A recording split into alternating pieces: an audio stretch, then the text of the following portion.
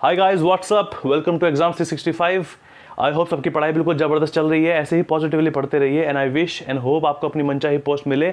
और मैं हूं आपका friend Shobhit, currently working as a senior auditor. और इससे पहले मैं 1 साल से सिंडिकेट बैंक में पीओ भी काम कर चुका हूं और CGL 17 भी एग्ज़ाम दिया हुआ है, जिसके मार्क्स मैं आपके साथ शेयर करता रहता हूँ थंबनेल्स में, और जो कि अभी सुप्रीम कोर्ट में स्टक है। तो this was a brief description about me. और दोस्तों, मैं आज बात करूंगा टाइम मैनेजमेंट के ऊपर। ये बहुत ही इंपॉर्टेंट टॉपिक है और बहुत ज़रूरी है फिलहाल अब इस सिचुएशन में, क्योंकि अब CGL जो 18 है उसका जो Tier 1 एग्ज़ाम है काफ़ी पास आ चुका है और आपने मॉक्स भी देने शुरू कर दिए होंगे।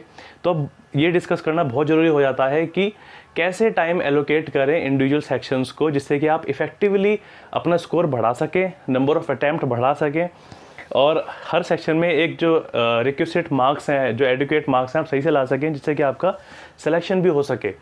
और आज के करंट सिनेरियो में बात करूं तो अब क्योंकि हर सेक्शन बहुत ज़्यादा इंपॉर्टेंट है, क्योंकि आपको सब सेक्शंस में ही मार्क्स लाने हैं, क्योंकि कट ऑफ ही ऑलरेडी इतनी हाई हो चुकी है और उससे भी कट ऑफ पे आपका काम भी नहीं चलने वाला है, क्योंकि कट ऑफ पे भी सिलेक्शन नहीं होते हैं, क्योंकि सारे सेक्शंस जो हैं और सारे जो फेजेज़ हैं एग्ज़ाम के, सबके मार्क्स एड ऑन होते हैं।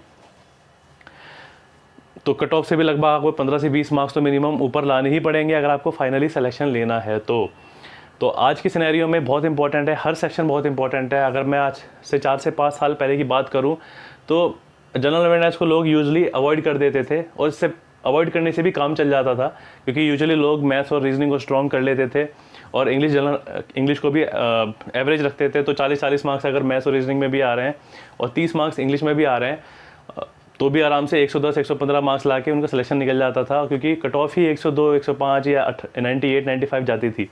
बट अगर मैं आज सिनेरियो के बारे में बात करूं, करंट सिनेरियो के बारे में बात करूं, तो लगभग 125, 130 इस तरीके से कट ऑफ जा रही है। और अगर आपको सिलेक्शन लेना है, अच्छी पोस्ट भी लेनी है, आपको मान लो ग्रेड पे जो 4600 वाली जो पोस्ट है उसको लेना है, तो 150 तो मिनिमम मार्क्स आपको अब इस सिनेरियो में लाने ही पड़ेंगे। और 150 लाने के लिए दोस्तों आपको हर सेक्शन, मतलब 2 सेक्शन तो सुपर स्ट्रॉन्ग करने पड़ेंगे, और 2 सेक्शन को आपको एवरेज मिनिमम तो स्कोर लाना ही पड़ेगा। तो ऐसे सिचुएशन में आपके चारों सेक्शन इंपॉर्टेंट है, तो टाइम एलोकेशन बहुत इंपॉर्टेंट हो जाता है। तो आज मैं इसी बारे में बात करने वाला हूँ कि कैसे आइडियल टाइम हर सेक्शन को देना है, जिससे कि आपका बेस्ट आउटपुट निकल सके। तो शुरुआत करते हैं। सबसे पहले अगर मैं बात करूं जनरल अवेयरनेस सेक्शन की, तो अब ये ऐसा सेक्शन है जिसमें आपको सबसे कम टाइम लगने वाला है। बहुत स्पीडली क्वेश्चंस होते हैं इसमें, क्योंकि ये बिल्कुल फैक्चुअल है। सिर्फ 1 या 2 इंडिविजुअल सब्जेक्ट के बारे में बात करूं तो इकोनॉमिक्स है या 1 और 2 सब्जेक्ट और हैं जिसमें आपको थोड़ा बहुत लॉजिकली सोचना पड़ सकता है, बट इसके अलावा बाकी जितने भी हैं, चाहे वो हिस्ट्री हो, चाहे वो साइंस हो, चाहे करंट अफेयर्स हो, चाहे वो स्टैटिक हो, आपको सोचने की जरूरत नहीं पड़ेगी। क्वेश्चन आएगा तुरंत, या तो आपको पता है या नहीं पता है। नहीं पता तो आप 2-3 सेकंड में सोच के कि हाँ नहीं आता है मेरे को, आगे बढ़ जाओगे, और पता भी है तो तुरंत ऑप्शन देख के आप मार कर दोगे। तो इसमें सबसे कम टाइम लगने वाला है। और ये सेक्शन मैं बता दूं आपको, अगर आइडियली टाइम देखा जाए तो 6 से 8 मिनट के अंदर ये आपका सेक्शन हो जाना चाहिए। ज़्यादा टाइम इसको एलोकेट नहीं करना है, क्योंकि आप देखेंगे कि अगर आप घर पे भी प्रैक्टिस करेंगे, अगर 25 क्वेश्चन आप लेके बैठते हैं तो, और छोटी छोटी क्विजेस करते हैं 25-25 क्वेश्चन की, तो आपका 6 to 8 मिनट में यूजुअली आराम से हो जाएगा। इससे ज़्यादा टाइम बिल्कुल भी नहीं देना है इसको, नहीं तो ये दूसरे सेक्शंस का टाइम खा जाएगा, जो कि बिल्कुल भी जरूरत नहीं है आपको। और अब बात करूँ रीजनिंग की। रीजनिंग के लिए अगर मैं आइडियल टाइम की बात करूँ तो 15 to 18 मिनट्स जो है वो आइडियल टाइम है। इससे ज़्यादा बिल्कुल भी नहीं देना है आपको। मैं तो ये कहूँगा कि 15 से 18 मिनट का है तो 15 मिनट को ही रखिए। बेटर ये है कि पूरा एक फेज़ और एक पहले राउंड में आपके लगभग करने के बावजूद भी आपके 10 से 15 मिनट बच जाएं पेपर में, जिससे कि आप जो कुछ क्वेश्चन आपने मार्क करें बाद में करने के लिए वो आराम से हो पाएँ। तो 15 to 18 मिनट्स रीजनिंग को देना है। थोड़ा बहुत कैलकुलेटिव भी हो जाता है ये सेक्शन इसमें, जिसमें आपको थोड़ा बहुत क्वेश्चन में ड्रॉ करना पड़ सकता है। काफ़ी कुछ क्वेश्चन में थोड़ा कैलकुलेट भी करना पड़ जाता है, सोचना भी पड़ जाता है। और आइडियली मैं बात करूँ, एक क्वेश्चन में लगभग 30 to 45 सेकेंड्स लग जाते हैं। तो अगर आप 22 से 23 भी अटैम्प्ट कर रहे हैं पेपर में, तो लगभग 15 to 18 मिनट्स में आराम से हो जाना चाहिए। इससे ज़्यादा टाइम बिल्कुल भी नहीं देना है। अगर जैसे ही देखा आपने कि 15 मिनट हो चुके हैं, 16 मिनट हो चुके हैं, तो मूव ऑन कर जाइए। ज़्यादा टाइम देंगे तो फिर वही बात है कि दूसरे सेशन का टाइम खा जाएगा या आपका, और हो सकता है कि दूसरे सेक्शन में ईजी क्वेश्चंस अवेलेबल हों आपके लिए, जो कि आप फाइनली हो सकता है कि आपको छोड़ना पड़ जाए, बिकॉज क्योंकि आपने ज़्यादा टाइम एक सेक्शन को दे दिया है फालतू में। अगर मैं बात करूँ इंग्लिश की इंग्लिश में 12 से 15 मिनट का बिल्कुल आइडियल टाइम है, इससे ज़्यादा बिल्कुल नहीं होना चाहिए। और बल्कि मैं तो ये कहूँगा कि 12 से 13 मिनट के अंदर ये सेक्शन हो जाना चाहिए। और ये क्यों? क्योंकि इसमें जो मैं बता दूँ आपको वोकैब सेक्शन है, लगभग 8 से 9 क्वेश्चन आपके वोकैब के आने वाले हैं इसमें, चाहे वो सिनोनिम हो, चाहे एंटोनिम हो, चाहे वो आपके फ्रेजेस हो, चाहे वन वर्ड सब्स्टिट्यूशन हो। या तो आपको पता होगा या बिल्कुल नहीं पता होगा। अगर पता होगा तो भी आप 2-3 सेकंड में मार्क कर दोगे, उसे नहीं पता होगा तो भी 2-3 सेकंड में उसको करके आगे आप मूव ऑन कर जाएंगे। फिर आता है एरर स्पॉटिंग वाले क्वेश्चन, जो ग्रामर वाले क्वेश्चन होते हैं, उसमें भी बहुत ज़्यादा यूजुअली टाइम लगता नहीं है। आप तुरंत, अगर आपकी प्रैक्टिस अच्छी है तो तुरंत देख के आप आराम से कि किस पार्ट में एरर है उसमें भी आप मार्क कर लोगे। थोड़ा बहुत जो टाइम कंज्यूमिंग हो जाता है वो आता है रीडिंग कॉम्प्रिहेंशन।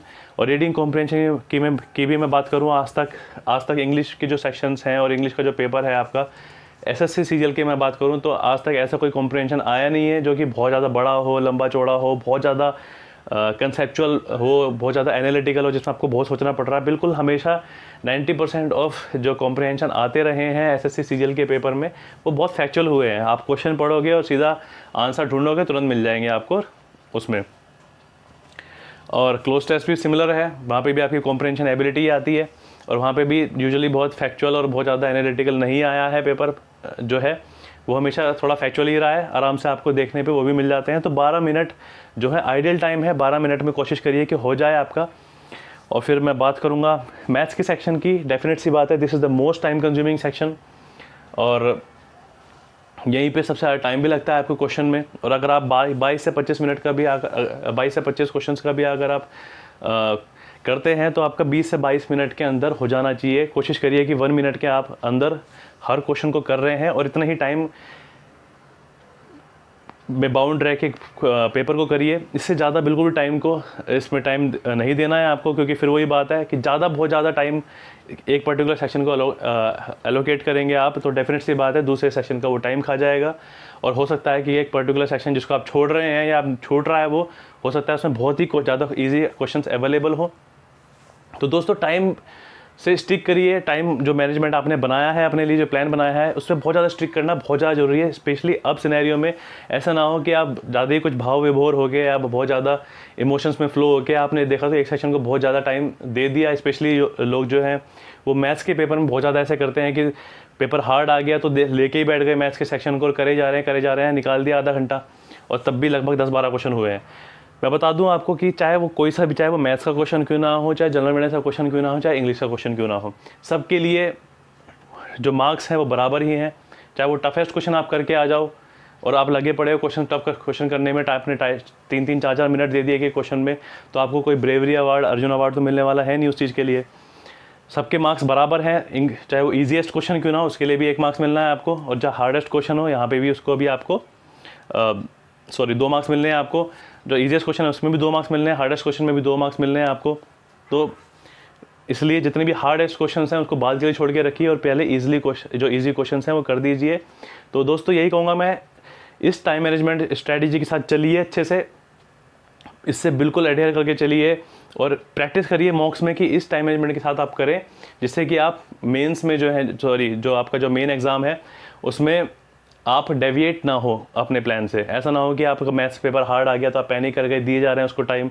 तो रेगुलरली अगर आप मॉक्स में इस तरह की प्रैक्टिस करते चलेंगे तो मेंस जो आपका मेन पेपर है, आपका जो 18 का जो पेपर है जो आपका जून में होने वाला है, उसमें आप सही से उसको इम्प्लीमेंट भी कर पाएंगे। तो गाइज़ थैंक यू, मिलते हैं फिर अगली वीडियो के साथ।